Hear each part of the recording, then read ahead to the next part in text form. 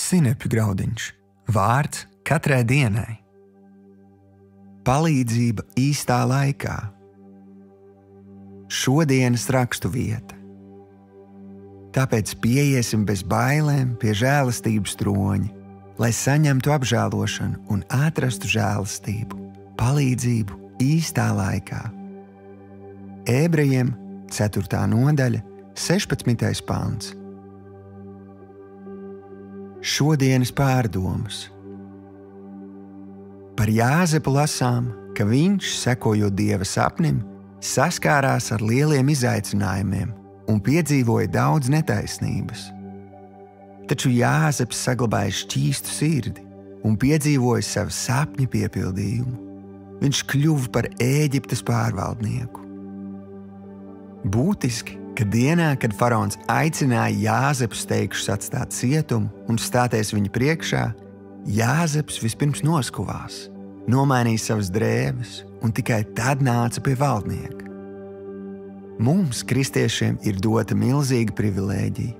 Pateicoties Jēzus Kristus upurim, mēs esam tiesīgi bez bailēm nākt pie Dieva troņa, lai saņemtu apžēlošanu un atrastu žēlastību, palīdzību īstā laikā. Taču arī mums ir kādi nosacījumi. Mums ir jānoģērbi vecās drēbes, lepnums, dažādi aizspriedumi un jāuzģērb šķīsti motīvi un pazemība. Šajās dienās Dievs rūpīgi strādā pie katra no mums, dodot iespēju izdarīt ļoti svarīgas izvēles. Viņš mudina mūs pārģērbties un gatavoties dzīvei, kurā dota pilna piekļuve viņa tronim, jo viņš mums ir sagatavojis jaunu laikmetu, lai mēs dzīvotu viņa godībā un valdītu viņa autoritātē. Šodienas lūkšana. Tēvs, es Tev pateicos, ka caur manu ticību Jēzum Kristum Tu esi pieņēmis mani par savu mīļoto bērnu un nodrošinājis man pieeju pie Tava troņa.